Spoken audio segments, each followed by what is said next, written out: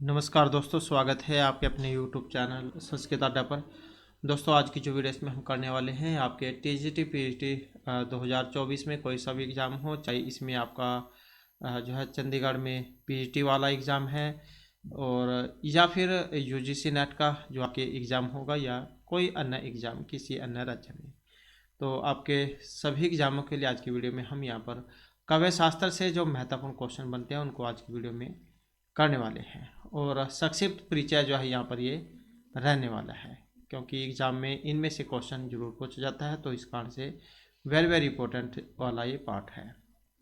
और अगर आप हमारे से पहले वाली वीडियो को अगर आप देखना चाहते हैं तो इसे आप हमारे चैनल की प्लेलिस्ट में जाकर देख सकते हैं। और वीडियो शुरू करने से पहले अगर आपने अब तक हमारे चैनल को सब्सक्राइब नहीं किया तो सब्सक्राइब कर लीजिएगा।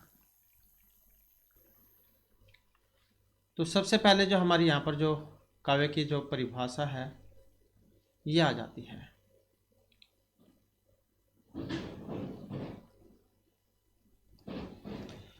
आचार्य जो विश्वनाथ कविराज है, इन्होंने काव्य की परिभाषा करते हुए लिखा है, वाक्यम रसात्मकम काव्य, अर्थात रसात्मक वाक्य को ही काव्य कहते हैं।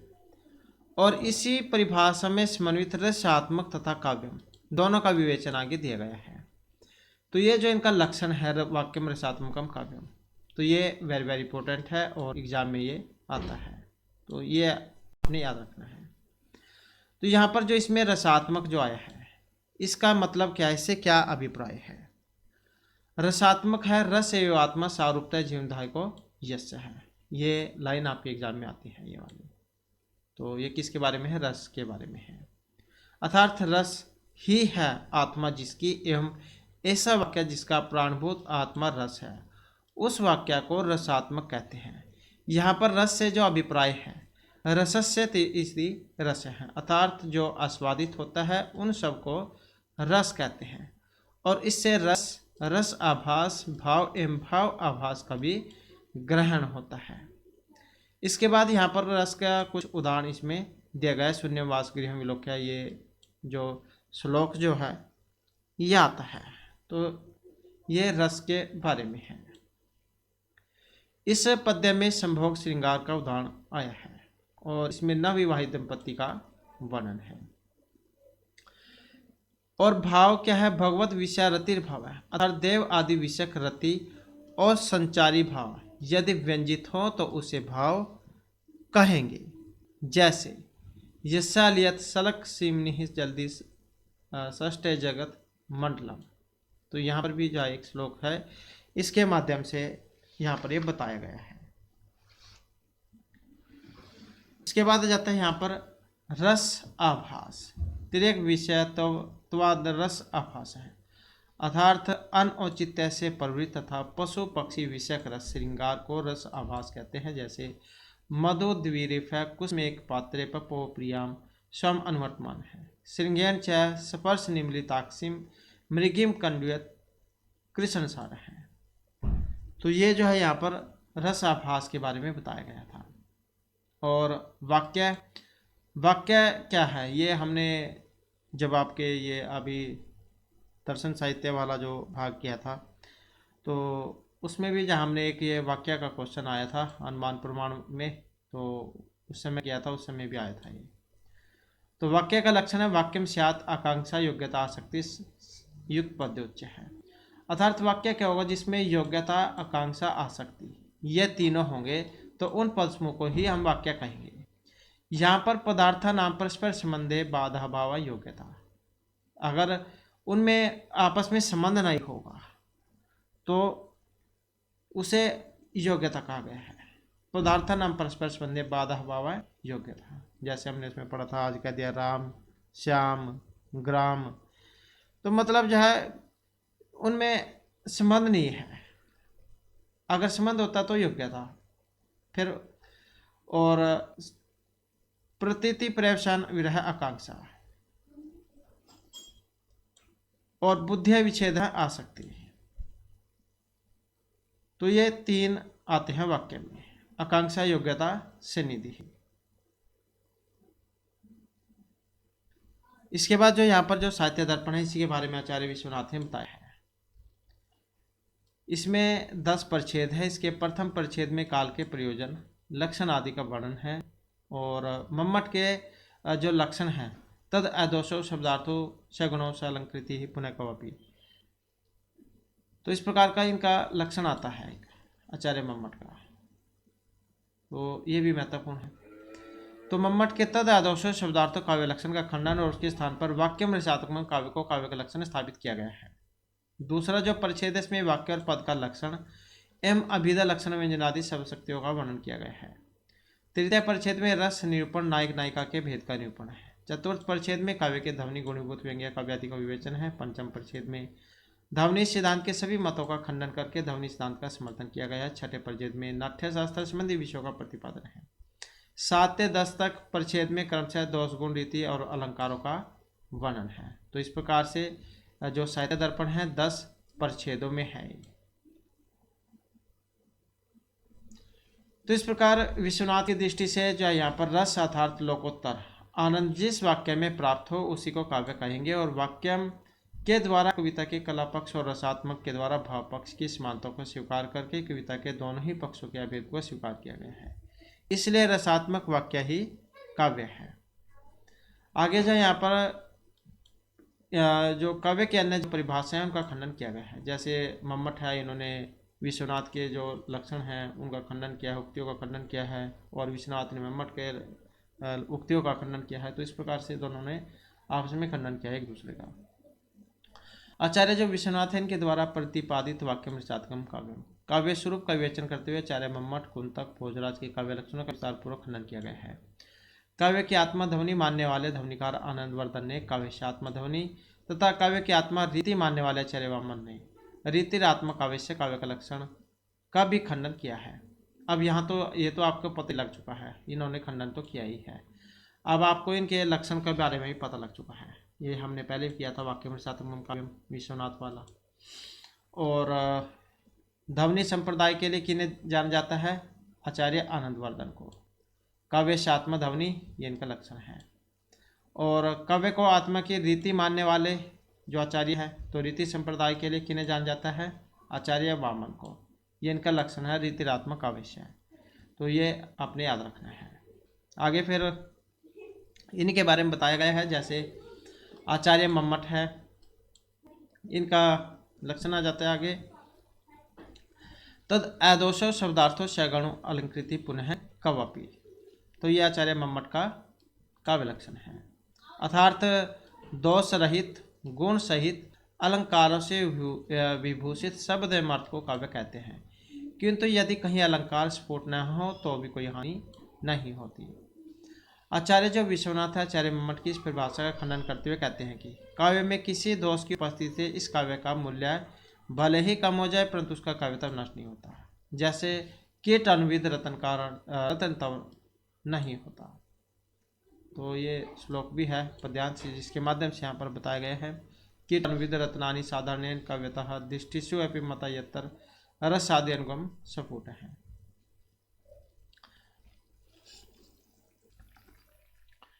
इसके अतिरिक्त शब्दार्थों का सगुणों विशेषण जो है उचित नहीं है, क्योंकि गुण केवल रस में ही रहते हैं, शब्द और अर्थ में नहीं। तो यहाँ पर फिर इसके बारे में भी पद्यांश आया है। ये रससंज्ञेन धर्म स्वजाति बात पुनः उत्कर्षेत्वते स्योह चल अस्तित्व गुणः। अलंकृति पुनः कवपि। काव्य रूपी पुरुष के लिए अलंकार कटक कुंडल की तरह हैं। जिस प्रकार काव्य पुरुष के रूप में अलंकार कटक कुंडल के समान कहे गए हैं, उसी प्रकार अलंकार युक्त शब्द और अर्थ भी काव्य में उत्कर्ष मात्र का आधान करने वाले होते हैं, स्वरूप का आधान करने वाले नहीं। इसलिए काव्य के लक्षण में अलंकृति पुनः कवपि को अलंकारों के स्वरूप साधक न होने के कारण ग्रहण नहीं करना चाहिए। तो ये खंडन वगैरह जो है ये किए गए थे। तो मम्मट का जो लक्षण हमने पढ़ा था तो ये उसमें से है। इसके बाद फिर जो आचार्य कुंतक है, इनका लक्षण रहेगा ये वक्रोक्ति काव्य जीवितम। तो वक्रोक्ति संप्रदाय के लिए इनको जाना जाता है, वक्रोक्ति ही काव्य है। आचार्य कुंतक की इस परिभाषा खंडन करते हुए विश्वनाथ जो है कहते हैं कि वक्रोक्ति में वक्रोक्ति तो एक अलंकार मात्र है, जो काव्य के अंग अलंकार का एक उपविभाग है। इसके अतिरिक्त अलंकार काव्य का स्वरूप नहीं होता, अपितु काव्य में केवल उत्कर्ष पैदा करता है, इसलिए लक्षण भी खंडित हो जाता है। इसके बाद जो यहाँ पर आचार्य जो भोज है, तो ये इनका लक्षण आ जाता है यहाँ पर, इसमें बताया गया है। अदोषम गुण तो काव्य अलंकार अलंकृतम रसन्वितम कवि कुर्वन् कृति प्रीतिम च विन्दति, के दोष रहित गुण सहित अलंकारों से विभूषित तथा रस से युक्त काव्य को बनाता हुआ कवि कृति और प्रीति का पात्र बनता है। आचार्य जो विश्वनाथ भोज के इस लक्षण का खंडन करते हुए कहते हैं कि दोष गुण आदिकों का स्वरूप में निवेश नहीं हो सकता। इसके बाद जो आचार्य आनंदवर्धन आ जाते हैं, ये इनका लक्षण रहेगा काव्यस्यात्म ध्वनि। ध्वनि संप्रदाय के लिए इनको जाना जाता है और ध्वनि ही काव्य की आत्मा है, ऐसे मानते हैं। तो इस परिभाषा के खंडन में आचार्य विश्वनाथ कहते हैं कि यदि वस्तु मात्र के व्यंग्य होने पर काव्यतम मानने लगे तो राजा देवदत्त गांव को जाता है इत्यादि वाक्य भी काव्य हो जाएगा, क्योंकि इस काव्य में देवदत्त के भृत्य का पीछे पीछे जाना ध्वनित हो रहा है। राजा देवदत्त गांव को जाता है, तो इसमें क्या है, ये भी काव्य वाक्य भी काव्य हो जाएगा, क्योंकि इस काव्य में देवदत्त के भृत्य का पीछे पीछे जाना ध्वनित हो रहा है। फिर आचार्य विश्वनाथ रस आदि ध्वनि को स्वीकार करते कहते हैं कि लेकिन वस्तु ध्वनि और अलंकार ध्वनि को नहीं। इस प्रकार आचार्य विश्वनाथ के द्वारा स्वीकृत रस आदि ध्वनि से भिन्न ध्वनि को खंडन समझना चाहिए। इसके बाद फिर जो आचार्य वामन है, इनका लक्षण आ जाता है रीतिरात्मक काव्य। ये काव्य की आत्मा रीति को मानते हैं, तो रीति संप्रदाय के लिए इनको जाना जाता है रीतिरात्मक काव्य। इस परिभाषा खंडन में आचार्य जो विश्वनाथ कहते हैं कि वामन का ये कथन जो है ठीक नहीं है, क्योंकि रीति तो संघटना अर्थात रचना रूप है और आत्मा नहीं हो सकती। आत्मा तो शरीर से भिन्न होती है। इसलिए आचार्य विश्वनाथ के काव्य लक्षण की स्थापना करते हुए कहा जा सकता है कि उपयुक्त विद्वानों के द्वारा प्रतिपादित काव्य लक्षण सदोष होने के कारण वाक्यम रसात्मकम काव्यम है। इसके बाद फिर यहाँ पर जो शब्द शक्ति आ जाती है। शब्द शक्ति क्या है? जिसके द्वारा शब्द और अर्थ के बीच वाचक वाच्य से संबंधित होता है, अर्थात पद से पदार्थ का बोध कराने वाले तत्व विशेष ही शक्ति के नाम से जान जाते हैं। आचार्य विश्वनाथ ने अपने ग्रंथ साहित्य दर्पण में 3 शब्द शक्तियों के बारे में बताया था, अभिधा, लक्षण और व्यंजना के बारे में। फिर आगे जो ये शब्द जो है ये भी 3 प्रकार के हैं, वाचक, लाक्षणिक और व्यंजक। अर्थ भी 3 प्रकार के हैं, वाच्य, लक्ष्य, व्यंग्य, और शक्ति भी 3 प्रकार की है, अभिधा, लक्षण, व्यंजना। तो ये भी महत्वपूर्ण हो जाती है। शब्द 3 है, वाचक, लाक्षणिक, व्यंजक। अर्थ भी 3 है, वाच्य, लक्ष्य, व्यंग्य, और शक्ति भी 3 है, अभिधा, लक्षण, व्यंजना। इसके बाद जो यहाँ पर संकेत ग्रह आ जाता है। अभिधा वृत्ति से जिस वृत्ति का बोध होता है उसे संकेत ग्रह कहते हैं। संकेतित शब्द का अर्थ ही होता है मुख्य। इस प्रकार लक्ष्य और व्यंग्यार्थों के पूर्व जो मुख्य अर्थ उपस्थित होता है उसे ही हम संकेत ग्रह कहेंगे। लोक व्यवहार में बिना संकेत ग्रह के शब्द के अर्थ की प्रतीति नहीं होती, इसलिए संकेत की सहायता से ही शब्दार्थ विशेष का प्रतिपादन करता है। इसलिए सिद्धांत के आधार पर जिस शब्द का जहाँ बिना व्यवधान के संकेत का ग्रहण होता है तो वह शब्द उस अर्थ का वाचक होता है। संकेत ग्रह के 8 प्रमुख उपाय बतलाए गए हैं। तो ये लाइन भी जो है एग्जाम में आती है, ये वाली संकेत ग्रह के 8 उपाय कौन कौन से हैं। तो 8 उपाय बताए गए हैं संकेत ग्रह के: व्याकरण, उपमान, कोश, आप्तवाक्यम, लोक व्यवहार, वाक्यशेष, विवृति और सानिध्य अर्थात संसर्ग। तो इस प्रकार से संकेत ग्रह के 8 उपाय बताए गए थे। संकेत ग्रह के उपाय के बारे में कहा गया कि लोक व्यवहार संकेत ग्रह का प्रधान साधन है। लोक व्यवहार में इस प्रक्रिया को अवापोद्वाप की प्रक्रिया कहते हैं, और इसमें मालिक ने नौकर से गौ लाओ कहा और यह सुनकर वह गौ ले आया, तो उन दोनों के पास बैठा हुआ बालक, जिससे कि अब तक इन पदों के अर्थों का ज्ञान नहीं था, यह समझता कि गाय ले आओ, तो इस तात्पर्य से जीव को ले आना ही है। तदंतर गौ बांधो, घोड़ा लाओ इत्यादि वाक्यों को सुनने पर की गई क्रिया को देखकर वह अवापोद्वाप अन्वय व्यतिरेक के द्वारा गाँव, बांधो, लाओ आदि प्रत्येक पद के संकेत शक्ति को समझता है, और जब वह बालक देखता है कि गाँव पद बोला गया है, वही यह जीव उपस्थित हुआ है, अन्यतर नहीं, तो यह समझ लेता है कि गाँव पद का वाच्य यही जीव है। इस प्रकार व्यवहार से शक्ति ग्रहण होता है। मतलब उसने ये समझ लिया कि ये गाय हैं, गाय का नाम लिया तो वही जीव आएगा, घोड़ा का कहेंगे तो घोड़ा आएगा। तो इस प्रकार से जब उसने ये समझ लिया कि ये गाय को बुलाया गया है तो ये जीव गाय है। इसके बाद आ जाता है शक्ति ग्रह के विषय। संकेत गृहते जातो गुण द्रव्य क्रिया सूचय है, अर्थात संकेत ग्रह द्रव्य गुण क्रिया जाति इन चारों में पाया जाता है। तो ये भी क्वेश्चन एग्जाम में आ जाता है संकेत ग्रह के बारे में। तो इन चारों में पाया जाता है द्रव्य गुण क्रिया और जाति में। संकेत गृहते जातो गुण द्रव्य क्रिया सूचय है। संकेत ग्रह कितने हैं? तो ये 4 है। जबकि मीमांसकों के अनुसार जाति में, न्यायिकों के अनुसार जाति विशिष्ट, व्यक्ति में तथा व्याकरण एवं मठ आदि अलंकारिकों के मत में उपाधि में संकेत ग्रह मानना चाहिए। आचार्य विश्वनाथ की उपाधि ही अभीष्ट है, क्योंकि जाति गुण क्रिया तथा द्रव्य सभी पदार्थों में उपाधियां ही हैं। इसके बाद है यहाँ पर अभिधा। तत्तर संकेतित अर्थ से बोधनाथ अग्रिमा अभिधा। तो ये जो लक्षण है वेरी वेरी इंपॉर्टेंट है, ये एग्जाम में आता है अभिधा शक्ति के बारे में। तत्तर संकेतित अर्थ से बोधनाथ अग्रिमा अभिधा, अर्थात संकेतित या मुख्य अर्थ का बोध कराने वाली शब्द की अग्रगण्य प्राथमिक शक्ति को अभिधा वृत्ति के नाम से जाना जाता है। अर्थात जो संकेतित अर्थ है वही मुख्यार्थ है, और उस मुख्यार्थ के बोधन में शब्द का जो व्यापार है वही अभिधा है। वाच्यार्थ को मुख्यार्थ भी कहा जाता है। मुखम इव मुख्य है, इस विग्रह में यह प्रत्यय होकर मुख्य शब्द सिद्ध होता है। जैसे सिर के अंगों में मुख सबसे प्रमुख और सबसे पहले दिखाई देता है, उसी प्रकार वाच्य लक्ष्य आदि सभी अर्थों में वाच्यार्थ सबसे प्रधान और सबसे पहले उपस्थित होने वाला अर्थ है। इसलिए मुख्य के समान होने से मुख्यार्थ कहा जाता है, और इस मुख्यार्थ को बोधन कराने वाला जो शब्द व्यापार है उसी को अभिधा शक्ति कहते हैं। तो इस प्रकार से ये अभिधा शक्ति है, इसका यह लक्षण है। तत्तर संकेतित अर्थ से बोधनाथ अग्रिमा अभिधा शक्ति।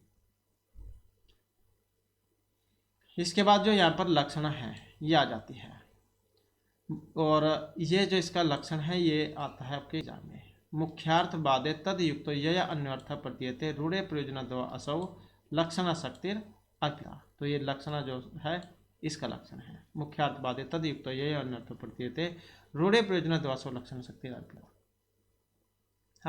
आगे से फिर इसके बारे में बताया गया है। अर्थात मुख्यार्थ का बाध होने पर और उस मुख्यार्थ से युक्त संबंधित रूढ़ी अथवा प्रयोजन से जिसके द्वारा अन्यार्थ की प्रतीति होगी उसे ही हम लक्षण कहेंगे, और यह शक्ति अर्पित अर्थात कल्पित गौण है।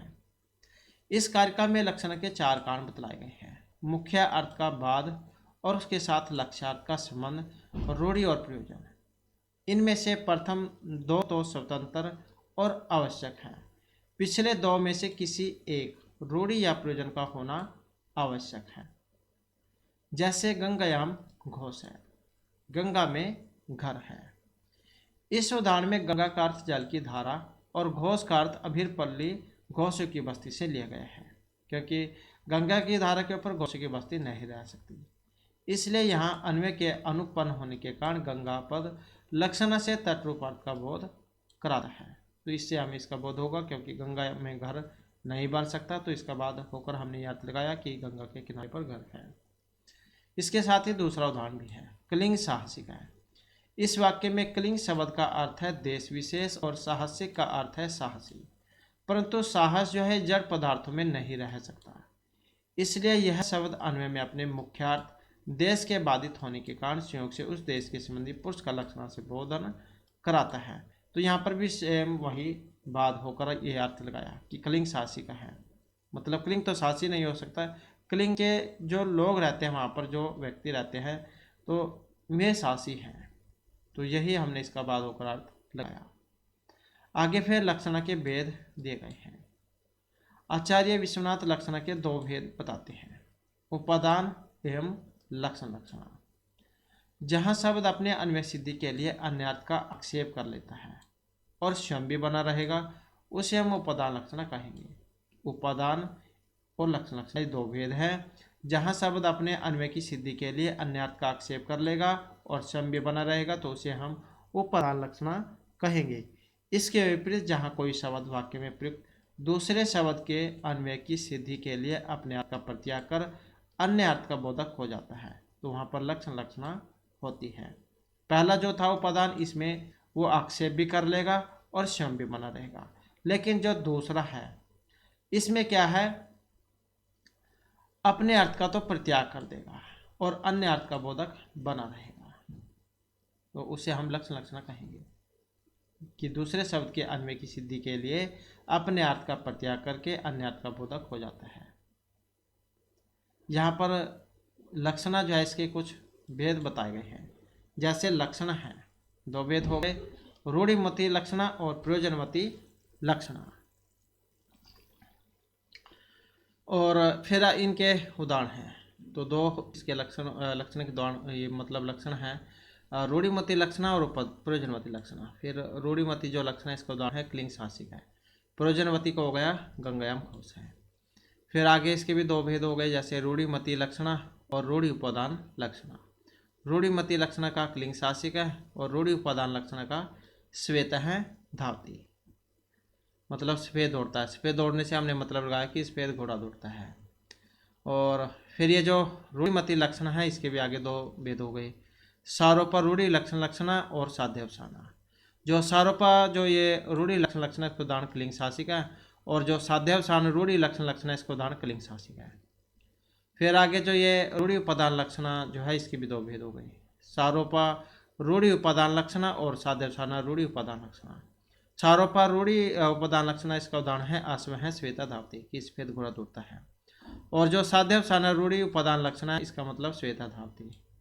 और जो हमने प्रयोजनवती लक्षणा पढ़ा था गंगायाम घोषा जिसका उदाहरण था, इसके भी दो भेद। फिर आगे ये प्रयोजनवती लक्षण लक्षणा और प्रयोजनवती उपादान लक्षणा। तो इसका लक्षण है गंगायाम घोष है और इसका लक्षण है कुंतः प्रविशन्ति। कुंतः प्रविशन्ति से हमने अर्थ लगाया कि भाले लिए हुए कोई व्यक्ति प्रवेश करता है, इस प्रकार बाद होकर इसका अर्थ निकलेगा कुंतः प्रविशन्ति, क्योंकि भाले तो स्वयं प्रवेश नहीं कर सकते तो इसका अर्थ हमने यहाँ पर ये लगाया कि भाले लिए हुए जो सैनिक हैं वो प्रवेश करते हैं। फिर यहाँ पर जो प्रयोजनवती लक्षण लक्षणा जो थी इसके भी आगे दो भेद हो जाते हैं, ये प्रयोजनवती सारोपा लक्षण लक्षणा और प्रयोजनवती साध्यवसाना लक्षण लक्षणा। प्रयोजनवती सारोपा लक्षण लक्षणा इसका उदाहरण है आयुर्भीतम और प्रयोजनवती साध्यवसाना लक्षण लक्षणा का उदाहरण गंगायाम घोष है। फिर ये जो यहाँ पर प्रयोजनवती उपादान जो लक्षणा थी इसके आगे दो भेद हो जाते हैं वाले, प्रयोजनवती सारोपा उपादान लक्षणा एते कुंतः प्रविशन्ति और प्रयोजनवती साध्यवसाना लक्षण लक्षणा इसका उदाहरण है कुंतः प्रविशन्ति। तो इस प्रकार से यहाँ पर इसके लक्षणा के भेद बताए गए हैं। तो कुछ तो आपके समझ में यहाँ पर आ चुके होंगे। फिर जो उपादान लक्षण है इसके भी दो भेद होते हैं, रूढ़ि उपादान लक्षणा और प्रयोजनवती उपादान लक्षणा। तो रूढ़ि में उपादान लक्षणा जैसे श्वेता धावती और प्रयोजन में उपादान लक्षण जैसे कुंतः प्रविशन्ति। इसके बाद फिर जो लक्षण लक्षण है, वाक्य में मुख्यार्थ से भिन्न अन्य वाक्य अर्थ में मुख्यार्थ से भिन्न अर्थ की अन्वय सिद्धि के लिए अपने अर्थ का प्रत्याग जिस वृत्ति के द्वारा होता है तो वह लक्षण लक्षणा कहलाती है। इसकी भी रूढ़ि और प्रयोजन के आधार पर दो भेद हैं, क्लिंग शासिक है इसमें रूढ़ि लक्षणा और गंगायाम घोषा में प्रयोजनवती लक्षणा है। इस प्रकार लक्षणा के चार भेदों के भी दो दो भेद होते हैं और सारोपा और साध्यवसाना से भेद पुनः दो दो प्रकार के होते हैं। और ये 8 प्रकार की लक्षणा भी शुद्ध और गौणी भेद से 16 प्रकार की होती है। और ये 8 प्रकार की लक्षणा सादृश्य से इतर संबंध वाली शुद्ध कहलाती है तथा सादृश्य से संबंध रखने वाली लक्षणा की गौड़ी लक्षणा कहते हैं। शुद्ध और गौड़ी लक्षणा के भेद से प्रभेद होने से कुल 80 भेद माने गए हैं। तो ये आपके एग्जाम में पूछे जाते हैं, लक्षणा के कितने, आचार्य विश्वनाथ ने लक्षणा कितने भेद उठाए थे, तो ये है 80, या आचार्य मटका जाए, तो ये आपने याद रखना है। इसके बाद आ जाता है जो व्यंजना है, अभिधा लक्षणा व्यंजना। तो ये इसका लक्षण है, उदाहरण है वीरतासु अभिधासु ये अर्थ बोध्यता प्रसा वीतिर व्यंजन नाम शब्द से अर्थाधिक सच्चे अर्थार्थ अभिधा आदि लक्षणा वृत्तियों के विरुद्ध हो जाने पर जिस वृत्ति से अन्य अर्थ का बोध होगा तो वह शब्द तथा अर्थ आदि में रहने वाली वृत्ति व्यंजना कहलाती है। इस वृत्ति से होने वाला ज्ञान व्यंग्य या व्यंग्यार्थ कहलाता है और इसी को ध्वनि भी कहा जाता है और काव्य में इसे सर्वोत्कृष्ट स्थान प्राप्त है। व्यंजना ध्वनि प्रदान काव्य को उत्तम काव्य के नाम से भी जाना जाता है। आगे फिर यहाँ पर व्यंजना के भेद है। व्यंजना के भी वैसे ही दो भेद है, शाब्दी और आर्थी व्यंजना। शाब्दी के आगे फिर दो भेद है, अभिधामूला और लक्षणमूला।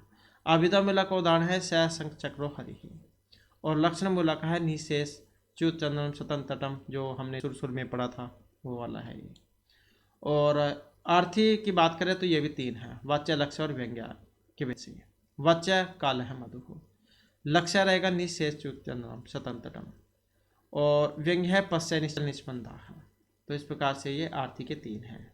शाब्दी के दो गए, आर्थी के तीन हैं। तो व्यंग्य अर्थ और वाच्यार्थ की तरह नियत नहीं होता, अपितु वक्ता के प्रकरण आदि के अनुसार अनियत होता है। जैसे गत है अस्तम अर्क है का सीधा वाक्यार्थ है कि सूर्य छिप गया है, किंतु प्रकरण आदि के अनुसार वक्ता और श्रोता के अभिप्राय से ये विभिन्न अर्थ हो जाता है।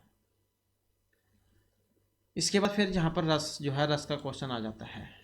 तो ये इसका लक्षण है रस का। विभावेन अनुभावेन व्यक्त संचारेण तथा रस तामिति रति आदि स्थायी भाव है सचेत साम, कि विभाव अनुभाव संचारी भाव से व्यंजनावृत्ति से अभिव्यक्त चाहे हृदयों के हृदय में विद्वान रति आदि स्थायी भाव रस के रूप में गिने जाते हैं, परिणत होते हैं। रस स्वादते है अर्थात आस्वादित होता है।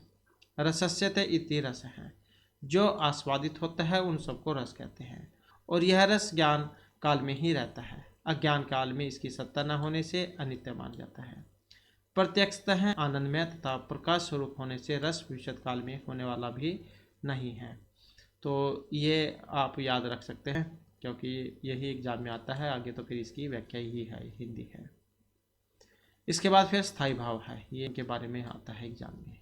अविरुद्ध विरुद्ध वायम तिरोधातुम क्षम अस्वादित अंकुर क्रंदवासौ भव स्थायी इति सम्मत है।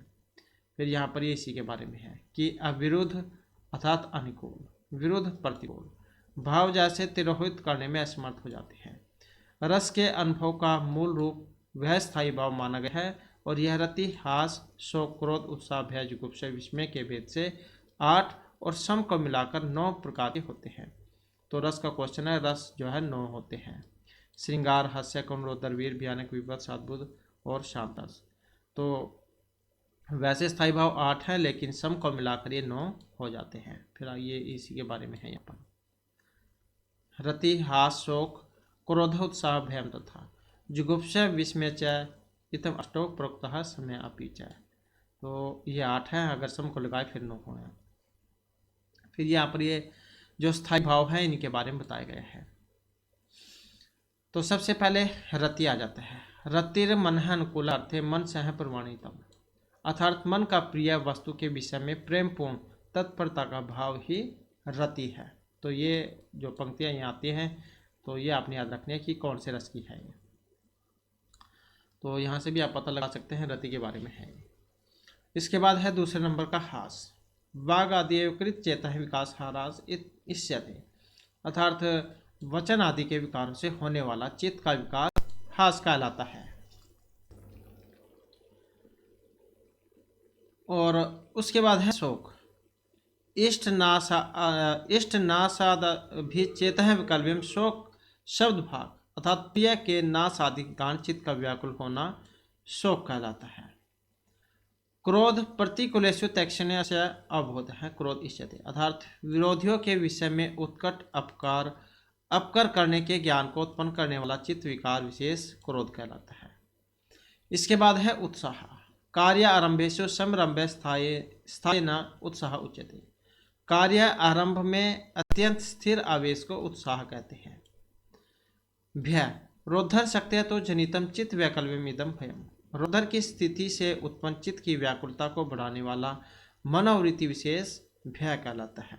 जुगुप्सा है दोष क्षण आदि भी गृह जुगुप्सा विषयोद्भव, कि दोष दर्शन आदि के कारण भोग्य वस्तु में उत्पन्न होने वाली घृणा जुगुप्सा कहलाती है। और विस्मय विविधेषु पदार्थेषु लोक सीमित अतिवर्तिषु, अर्थात नाना प्रकार के लोक की सीमा का अतिक्रमण करने वाले अर्थात अलौकिक पदार्थों में चित्त का जो विकास है उसे विस्मय कहा गया है। और जो नवरस है सम, समय निर्भय अवस्थायाम स्व आत्म विश्राम जम सुखम, अर्थात निष्प्रिय अवस्था में चित्त में विश्राम से उत्पन्न सुख सम कहलाता है। तो इस प्रकार से यहाँ पर ये आपके स्थायी भाव 9 है। वैसे तो 8 है, लेकिन 9वां भी माना गया है तो 9 हो जाते हैं। आगे फिर ये रस भी है, रस भी 9 ही है। श्रृंगार हास्य कुण रौद्रवीर भयानक विभत्स अद्भुत इति अष्टौ रसः शांत है तथा मता है। बात एक ही है, चाहे ये है ये है एक ही चीज़ ये। तो वैसे यहाँ तक 8 हैं, लेकिन शांत भी जो इसमें जोड़ा गया है तो ये फिर 9 हो जाते हैं। तो फिर आगे इसी के बारे में बताया गया है यहाँ पर भी। श्रृंगार हास्य कुण रौद्रवीर भयानक विभत्स अद्भुत शांत, तो ये 9 है। आगे फिर इनके बारे में है, श्रृंगार के बारे में। श्रृंगम ही मनमत उद्भेद है तद आगमन है हेतु है उत्तम प्रकृति प्राय रस श्रृंगार ही सती, कि कामदेव का उद्रेक श्रृंग कहलाता है और उसके आगमन को श्रृंगार कहते हैं, और यह उत्तम प्रकृति वाला तथा रति स्थायी वाला होता है। इसके 2 भेद संभोग और विप्रलंब है। तो ये एग्जाम में आता है, रति मतलब श्रृंगार जो है इसमें इसके 2 भेद संभोग और विप्रलंब। इसके बाद हास है, विकृत आकार वाग चेष्ट आदि कुहकाद भवेद हास्य हास्य स्थायी भाव श्वेत प्रथम देवता है, अर्थात विकृत आकार वाणी वेश चेष्ट आदि वाला रस हास्य होता है। इसका स्थायी भाव हास है और इसके पात्रों के आधार पर 6 भेद है। तो ये आपने याद रखनी है। एक तो जैसे ये आता है जैसे हास्य रस है, इसका स्थायी भाव क्या है, तो ये है इनका स्थायी भाव हास। बस ये आपने जरूर याद रखना है, क्योंकि ज़्यादातर तो अब तक तो यही देखने को मिला है। करुण है जैसे, तो इष्ट नासाद अनिष्ट अपते करुण आख्यो रस भवे धीरे कपोत वर्णो अयम कथिता यम देवता है। तो ये भी एग्जाम में पूछ जाते हैं। कई बार देवता भी देखने को मिले हैं, स्थायी भाव तो देखने को मिलते ही हैं, तो ये देवता भी कई बार आ जाते हैं। तो कपोत वर्ण वाला है और यम देवता है। हाँ, इसी के बारे में बताया गया है आगे यहाँ पर। प्रिय वस्तु के अथवा पुत्र आदि के विनष्ट होने से अथवा मृत्यु होने से अनिष्ट की प्राप्ति से क्रोध नामक रस होता है। इसका स्थायी भाव शोक है, कपोत वर्ण वाला है और यम देवता है, ऐसा पंडितों ने कहा है। इसके बाद रुद्र आ जाता है। रुद्र है क्रोध स्थायी भाव रखता है, रुद्र आदि देवता है। रुद्र रस का स्थायी भाव क्रोध, रंग इसका लाल है, मतलब जो जिसको क्रोध आता है उसके शरीर का जो हाव भाव वो कैसा होता है, तो इसका मतलब होता है ये वर्ण से, रंग से, मतलब उसका जो चेहरा है वो लाल हो जाएगा, क्योंकि क्रोध जो है वो रजगुण को उत्पन्न करता है, इससे उत्पन्न होता है। इसके बाद जो वीर रस आ जाता है, उत्तम प्रकृति वीर उत्साह स्थायी भाव का है। महेंद्र देवता हेम वर्णो अयम समुद्रित है, अर्थात तो उत्कृष्ट धीरोदात गुणों से युक्त नायक वाला उत्कृष्ट उत्साह स्थायी भाव वाला रस वीर कहलाएगा। महेंद्र देवता इसका सुवर्ण वर्ण वाले हैं। इसके 4 भेद हैं, दान धर्म युद्ध और दयावीर। तो ये भी एग्जाम में आते हैं, वीर के 4 भेद कौन से हैं। और ये तो स्थायी भाव तो आपने याद ही रखना है, स्थायी भाव उत्कृष्ट उत्साह और ये देवता वगैरह और रंग ये। इसके बाद भयानक, भयानक भय स्थायी भाव है, कला आदि देवता है। स्थिर नीच प्रकृति कृष्ण मत है, तवद आदि विशालदयी। इसका स्थायी भाव क्या है, भय। यमराज अधिष्ठाता इसके देवता है। स्त्री जाति तद आदमपुर से आश्रित रस भयानक कहलाता है। इसके बाद है भीभत्स, जुगुप्सा स्थायी भाव है, भीभत्स कथित रस नीलवर्ण महाकाल देवता एवं उदरित है। इसमें जुगुप्सा स्थायी भाव है, नीलवर्ण है, महाकाल देवता है और भीभत्स रस है। इसके बाद आ जाता है अद्भुत। तो अद्भुत जो रस है, अद्भुत है विस्मय स्थायी भाव, गंधर्व देवता है। पित्तवर्ण है, वसुलोक अतिगम गम आलम्बनम मतम। स्थायी भाव क्या इसका, विस्मय है, पीत वर्ण वाला मतलब पीले वर्ण रंग वाला, और गंधर्व देवता है। इसके बाद आ जाता है शांत। शांत है, सम स्थायी भाव है, उत्तम प्रकृति मत है, कुंद इंदु सुंदर छाया है, श्री नारायण देवता है। सम स्थायी भाव वाला रस शांत होता है, देवता इसके श्री नारायण है। तो इस प्रकार के आपके 9 रस होते हैं। ये फिर आगे इनके बारे में बताया गया है, यहाँ से आप समझ जाओगे अगर वो आपके समझ में नहीं आया है। जैसे श्रृंगार रस है, रति का स्थायी भाव हो गया, श्याम वर्ण है काला, और विष्णु देवता हैं। हास्य है जैसे हास्य इसका स्थायी भाव हो गया, शुक्ल वर्ण है और परमथ देवता है। जैसे करुण रस है, शोक इसका स्थायी भाव हो गया, कपोत वर्ण वाला है और यम देवता है। रौद्र जैसे रस है, क्रोध इसका स्थायी भाव हो गया, रक्त मतलब लाल रंग का होता है और रुद्र इसके देवता हैं। इसे आप आसानी से याद रख सकते हैं।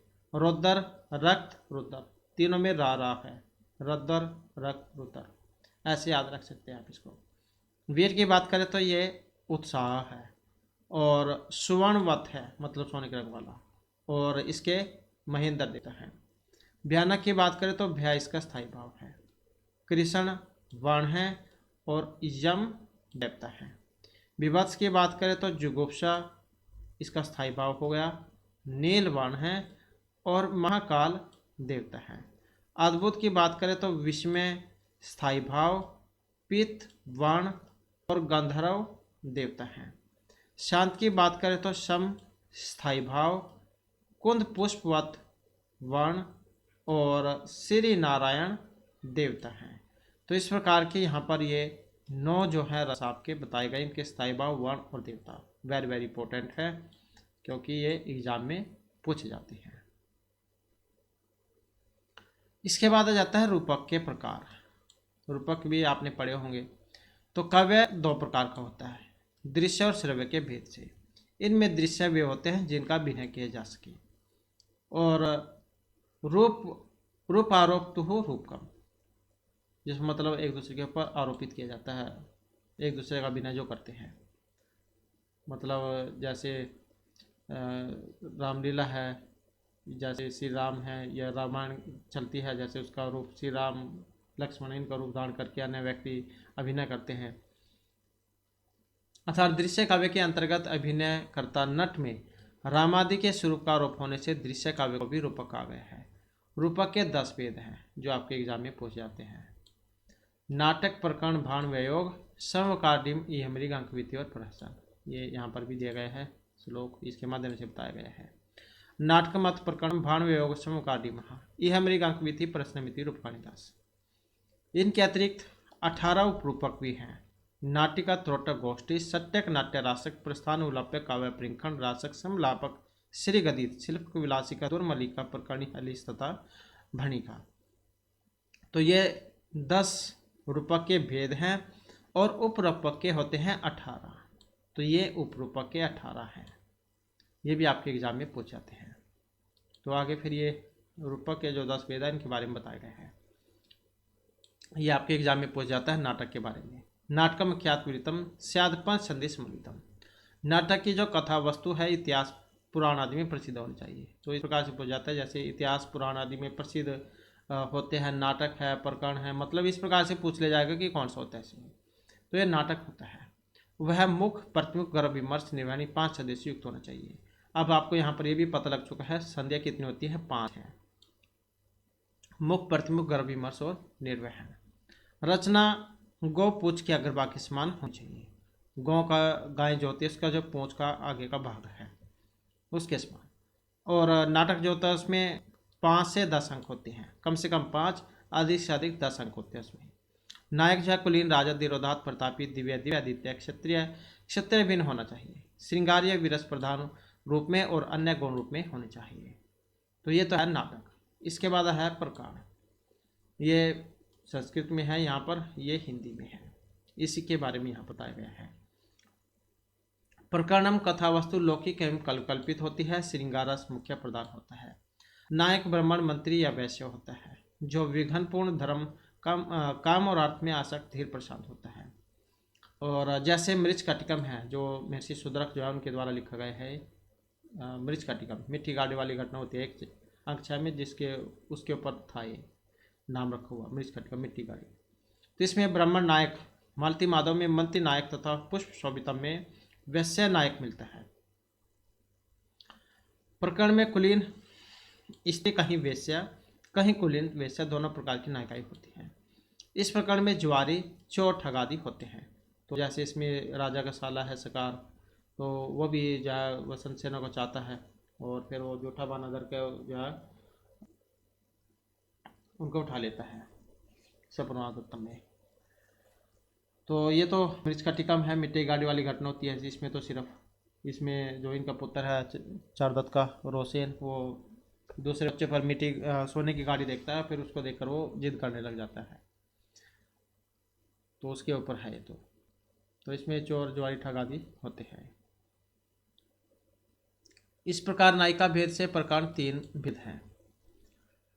भाण, यहाँ पर ये संस्कृत में इन्हीं के बारे में है कि धूतों के चरित्र से युक्त अनेक अवस्थाओं से व्याप्त भाण एक अंक वाला होता है। तो ये आपके एग्जाम में आता है कि भाण जो इसमें अंक कितने होते हैं। तो एक क्या होता है इसमें अंक। अकेला विट ही जो निपुण व पंडित होता है, रंग में अपनी या दूसरों की अनुभूत बातों को प्रकाशित करता है। संबोधन की प्रत्युक्ति आकाशवाणी द्वारा होती है। सौभाग्य सूर्य के वर्णन से वीर और श्रृंगारस को सूचित किया जाता है। इसकी कथावस्तु कविकल्पित तथा वृत्ति प्राय भारतीय होती है। मुख एवं निर्वहन 2 संध्या और 10 लास्य के अंग होते हैं। बाण का मुख्य उदाहरण है लीला मधुरम। इसके बाद फिर जो वयोग है ये आ जाता है। तो किसी यहाँ से पढ़ना है तो यहाँ से पढ़ सकते हैं आप, या यहाँ से पढ़ना चाहते हैं यहाँ से, है यही, ये भी यही। अर्थात वयोग की कथा वस्तु इतिहास प्रसिद्ध होती है। ये जो ख्यात इतिवृत्ति वयोग जो है स्वल्प स्त्री जन संयुक्त है। तो मतलब वयोग की जो कथा वस्तु इतिहास प्रसिद्ध होती है, इसमें स्त्रियों की संख्या स्वल्प होती है, मतलब कम होती है। पुरुषों की संख्या अधिक तथा गर्भ व विमर्श संधियों का अभाव होता है। अंक की संख्या 1 होती है, तो इसमें भी 1 अंक होगा। युद्ध इस तरीके से नहीं होगा।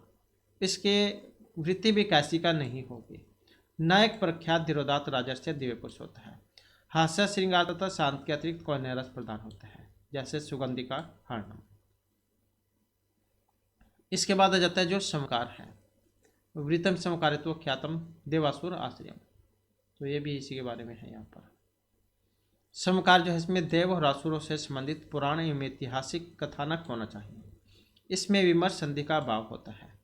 3 अंक होते हैं। इसमें से प्रथम अंक में 2 संधियां तथा तृतीय व दूसरे और तृतीय में 1 संधि होती है। नायकों की संख्या 12 होंगी। देवता और मनुष्य होते हैं। जो वीरस मुख्य होगा। बिंदु प्रवेशक व कैश की वृत्ति का भाव होगा, लेकिन यथासंभव 13 वृत्ति के अंग होते हैं। गायत्री उष्णिक अनेक प्रकार के छंद होते हैं। तो गायत्री उष्णिक अनुष्टुप वृत्ति पंक्ति तिष्टुप जगति इस प्रकार के जो छंद होते हैं, तो ये छंद होंगे इसमें। और 3 प्रकार का श्रृंगार है। धर्म अर्थ काम। 3 प्रकार का कपट, स्वाभाविक कृत्रिम दैवज, और 3 प्रकार का विद्रव चेतना चेतन चेतना चेतन होता है। प्रथम अंक की कथा 12 नाड़ियों में और 24 घड़ी में। 12 नाड़ी मतलब 24 घड़ी। इसमें द्वितीय अंक की कथा 4 नाड़ी में और तृतीय अंक की कथा 2 नाड़ी में संपन्न होनी चाहिए। सुमद्र मंथनम इसका सर्वोत्तम उदाहरण है। इसके बाद आ जाता है डिम। यहाँ से ये संस्कृत में है और यहाँ पर इसकी व्याख्या है। अर्थात माया, इंद्रजाल, संग्राम, क्रोध तथा उद्भ्रांत आदि की चेष्टाओं से सूर्यग्रहण और चंद्रग्रहण से व्याप्त प्रसिद्ध कथानक वाला डिम होता है। इसका प्रधान रस सरोदर और अंकों की संख्या 4 होगी। विस्कंबक प्रवेशक कैश की वृत्ति, शांत, हास्य, श्रृंगार, रसों का भाव पाया जाता है। नायकों की संख्या 16 है। देवता, गंधर्व, यक्ष, राक्षस, महारोग, भूत, पिशाच, पिशाच आदि होते हैं। त्रिपुरधा इसका उदाहरण है। इसके बाद आ जाता है इहा मृग। इसमें 4 अंक होते हैं। कथा वस्तु ऐतिहासिक और कविकल्पित दोनों मिश्रित होती है। इसमें 3 संधियां मुख, प्रतिमुख और निर्वाण होती है। इसमें नायक व प्रतिनायक प्रसिद्ध धीरोदात मनुष्य या देवता होते हैं। दिव्या अथवा अदिव्या 10 उदत पुरुष पताका के नायक होते हैं। क्रोध आवेश में युद्ध की तैयारी होती है, लेकिन किसी बहाने टल जाती है। महापुरुषों या प्रतिनायकों का वध इतिहास प्रसिद्ध होने पर भी इसमें नहीं दिखाया जाता। कुछ आचार्यों के मत में यह अमरीक में 1 ही अंक होता है और देवता नायक होते हैं, जबकि कुछ के मत में नायकों की संख्या 6 है। दिव्य स्त्री के कारण युद्ध होता है और कुसुम शेखर विजय इसका उदाहरण है। इसके बाद है यहाँ पर अंक। तो ये इसी के बारे में है। अंक में 1 ही अंक होगा। कोई साधारण पुरुष का नायक होगा। इस तरह के अत्यधिक विलाप से युक्त करुण स्थायी रस है इसमें। कथा इतिहास प्रसिद्ध है। संधि वृत्ति अंक भाण के समान होते हैं। जय पराजय के साथ साथ वाक्कल हैं और निर्वेद परक बहुत से वचन हैं, जैसे शर्मिष्ठा, ये आदि। ये इसका सर्वोत्तम उदाहरण है। इसके बाद आ जाता है विधि। विधि में भी एक ही अंक होगा। इसमें एक पुरुष को नायक के रूप में कल्पित कर लिया जाता है। आकाश भाषित के द्वारा उक्ति प्रत्युक्ति की योजना होती है।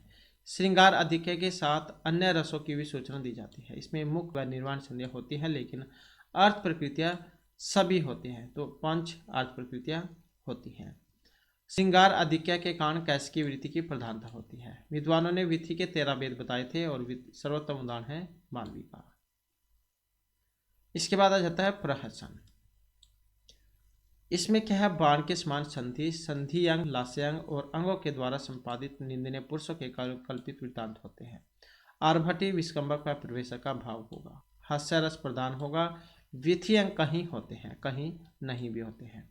युद्ध शुद्ध कंदर्प के लिए संकीर्ण धूर्चरितम तथा विकृत के भेद से प्रश्न 3 प्रकार का होता है। शुद्ध, संकीर्ण और विकृत के भेद से प्रश्न कितना होगा, 3 प्रकार का। तो यहाँ पर जो इसी के बारे में है, नाटक के 10 रूपक, नाटक, प्रकरण, भाण, वियोग, समुकार, डिम, यमरी, अंक, विधि और प्रहसन, ये अंक है। इसमें नाटक में 5 से 10 होते हैं, प्रकरण में 10 होंगे, भाण, व्ययोग इनमें 1 होता है, समुकार में 3, में 4, यमरी में 1 या 4, अंक में 1, विधि और प्रहसन में 1 होता है। इनकी ये फिर आगे कथा वस्तु, ये इतिहास प्रसिद्ध होता है। नाटक धीरोदात कुलीन राजा या क्षत्रिय होता है। श्रृंगार वीरस होगा। 5 संध्या, जैसे अभिज्ञान शकुंतलम और रामचरित नाटक है। इसके बाद प्रकरण आ जाता है। प्रकरण है, प्रकरण में 10 होते हैं। लौकिक एवं कवि कल्पित कथा वस्तु होगी। दीर्घ प्रशांत ब्राह्मण मंत्री, इसके मतलब नायक होंगे। श्रृंगार रस है। 5 संध्या है। मृत कटिका इसका उदाहरण है। मंत्री वैश्य ब्राह्मण नायक है। भाण की बात करें तो एक ही है, कवि कल्पित होता है। वीर धूर्त नायक, वीर श्रृंगार रस होगा इसमें, और मुख्य निर्वाण संध्या होगी। लीला मधुग्रम नाटक हो गया। धूर्तों के चित्र से युक्त है। वयोग की बात करें तो एक ही अंक है इसमें, इतिहास प्रसिद्ध है। वीर धूर्त नायक धीरोदात होते हैं इसमें। हास्य श्रृंगार सांकेतिक अन्य रस होता है। मुख प्रतिमुख और निर्वाण संध्या होगी। सौगंधी कालीन इसका उदाहरण है। स्त्री की अपेक्षा पुरुष क्या दिखता है। इसी प्रकार से जहाँ यहाँ पे समुकार है, इतिहास पुराण आदि प्रसिद्ध 12 देवता हो गए, और वीर हो गए, रस, मुख प्रतिमुख, गर्भ और निर्वाण संध्या हो गए। समुद्र मंथन इसका उदाहरण है। गायत्री उष्णिक आदि छंद है। डिमी इसमें 4 अंक है। प्रसिद्ध इतिहास प्रसिद्ध होते हैं। देवता गंधर्व यक्ष राक्षस आदि 16 होते हैं इसमें नायक। रौद्र रस हो गए। मुख प्रतिमुख एवं निर्वाण संध्या त्रिपुरदा इसका उदाहरण है। महेंद्र जल आदि युक्त होते हैं। ये हम रंग की बात करें तो 4 या 1 अंक होता है इसमें। ऐतिहासिक और कवि कल्पित है। मानव या देवता धीरोदत्त होते हैं। 10 प्रकार हैं इनके। श्रृंगार रस है। मुख प्रतिमुख और निर्वाण संधि, कुसुम शेखर विजय आदि इसके उदाहरण हैं। दिव्य नायिका हेतु कलह होता है। और अंक है 1, इतिहास प्रसिद्ध है। साधारण, करुण रस, मुख निर्वहन, शर्मिष्ठा आदि इसका उदाहरण। स्त्री विलाप की अधिकता होती है। ऐसी विधि 1 अंक है, कवि कल्पित है। साधारण इसके नायक श्रृंगार रस, मुख निर्वाण संध्या, बालिका जो इसका उदाहरण है। 13 भेद है इसके। इसके बाद जो प्रश्न 1 अंक हो गया, कवि कल्पित है। निंदनीय पुरुष, हास्य रस, मुख निर्वाण संध्या, कंदर्प के लिए दुर्चरित इसका उदाहरण और बाण के समान होता है। तो ये भी यहाँ पर इसके बारे में है। इसके बाद फिर यहाँ पर नाटक के लक्षण आचार्य विश्वनाथ कविराज के अनुसार विस्तार से नाटक के लक्षण यहाँ पर इसमें बताए गए हैं। ये संस्कृत में है यहाँ पर, और ये फिर इसी की व्याख्या है। नाटक का जो वृत्त कथानक इतिहास पुराण आदि में प्रसिद्ध होना चाहिए। मुखादिपन सदियों से तथा अनेक युक्ति से युक्त होना चाहिए। श्रृंगार आदि अनेक रसों से व्यवहित होता हुआ सुख दुख आदि की अनुभूति कराने वाला अधिकतम 10 तथा कम से कम 5 अंक वाला नाटक होता है। इसका नायक प्रख्यात का राजर्षि धीरोदात प्रतापी दिव्य अथवा दिव्या होना चाहिए। श्रृंगार या वीर रस में से कोई प्रधान रस होता है। अन्य सभी रस गौण होते हैं। निर्वाण संधि में अद्भुत रस होता है। नाटक में कुल 4 या 5 मुख्य कार्य में संलग्न होते हैं, और को गौ पहुंच के गर्भा के समान अंगों को समायोजित किया जाता है। नाटक से संबंधित आवश्यक तथ्य की बात करें तो कथा वस्तु इतिहास प्रसिद्ध होनी चाहिए। अंकों की संख्या कम से कम 5, अधिक से अधिक रस होनी चाहिए। श्रृंगार वीरस में से कोई एक अंगिरस होता है। विज्ञान शकुंतलम में अंगिरस श्रृंगार है, जबकि उत्तराचरित में करुण रस है। करुण होगा यहाँ पर, करुण रस है इसमें। निर्वहन में अद्भुत रस की योजना होनी चाहिए। नाट्यशाला के विघ्नों को दूर करने के लिए सर्वप्रथम पूर्व रंग की स्थापना करनी चाहिए। पूर्व रजते अस्मिन नीति पूर्व रंग है। पूर्व रंग के 22 प्रकारों में नंदी सर्वप्रमुख है। नंदी क्या होती है? नंदी होती है जब कोई आप काम शुरू करते हैं नया नया, तो शुरू में जब हवन पाठ वगैरह कराते हैं देवताओं की स्तुति, तो उसको कहा जाता है नंदी। तो ये यहाँ पर इसके बारे में है। आशीर्वचन संयुक्त स्तुति यस्मात् पूज्यते देव दिविच निरिपादी नाम तस्मात् नंदिति संगीता। नंदी में 12 या 8 पद होने चाहिए। अष्टपदा नंदी जैसे अनरग रावो नाटक में नित्य प्रतिहुम उपसाहम है। कंभो स पत्नी कृत है। 12 पद नंदी का उदाहरण पुष्पमाला में शीर्षी इत्यादि में प्राप्त होता है। संस्थापक वर्ण वस्तु की सूचना को लेकर काव्य की स्थापना करता है। इसके द्वारा वस्तु बीज मुख या पात्र की सूचना दी जाती है। जिस किसी अंक के अंतर्गत किसी अन्य अंक की अथवा अन्य अभिनय की योजना की जाती है उसे गर्भांक या गर्भ नाटक कहते हैं। जैसे बाल रामायण में सीता स्वयंवर नाटक अभिनय की योजना, उत्तरामचरित के सप्तांक में लव कुश के द्वारा राम सीता विषय गर्भांक अभिनय की योजना। दानी कुशल कुलीन संपत्ति सौंदर्य युवक उत्साह से युक्त शीघ्र कार्य संपन्न करने वाला, लोक को प्रसन्न रखने वाला, प्रतापी निपुण सच्चरित्र पुरुष नायक होता है। उसके 4 भेद हैं, धीरोदात, धीरोदत्त, धीर ललित और धीर पुजार्थ। ये 4 नायक होते हैं। नायक के पूर्वक त्याग आदि यथासंभव सामान्य गुणों से युक्त लक्षणों वाली नायक होती है। स्वकीय प्रक्रिया साधारण विषय के भेद से 3 प्रकार की होती है। इसमें स्वकीय नायिका मुग्धा, मध्य और प्रगल्भा भेद से 3 प्रकार की होती है। 5 संधियों के मेल के लिए पंच अर्थ प्रकृतियां, पंच कार्य की अवस्थाओं का मेल होता है। और पंच अर्थ प्रकृतियां कौन कौन सी है? बीज, बिंदु, ताका, प्रक्रिया और कार्य। पंच कार्य की अवस्था ही होती है, आरंभ, यत्न, प्राप्ति, नेतापी और फलागम। पंच संध्या हमने पहले वाले उसमें पढ़ा था। इसके बाद फिर काव्य के लक्षण है यहाँ पर। तो यहाँ पर महाकाव्य के बारे में बताया गया है। सर्गबंध महाकाव्य में तत्रिक नायको सुधा है। तो फिर यहाँ पर ये इसी के बारे में है। जिसमें सर्गों का निबंधन हो महाकाव्य कहलाता है। इसमें दीर्घ उदात्त गुणों से युक्त एक देवता अथवा कुलीन क्षेत्रीय नायक होते हैं। कई कहिए कि वंश के कुलीन ब्रह्मा राजा नायक होते हैं। श्रृंगार वीर तथा शांत में कोई एक अंगिरस होता है। अन्य रस कौन रूप में होंगे? इसमें नाटक की प्रायमुख, प्रतिमुख आदि सभी संध्या होती है। कथा वस्तु ऐतिहासिक या लोक प्रसिद्ध जन संबंधित होती है। धर्म अर्थ काम मोक्ष इस चतुर्वर्ग में से कोई एक फल होता है। कथा का प्रारंभ आशीर्वाद, नमस्कार या वस्तु वर्ण वस्तु का निर्देश होता है। न बहुत छोटे और न बहुत बड़े, लेकिन कम से कम 8 सर्ग इसमें होते हैं। परंतु प्रत्येक सर्ग का अंतिम छंद भिन्न होता है। कहीं कहीं एक ही सर्ग में अनेक छंदों का भी प्रयोग हो जाता है।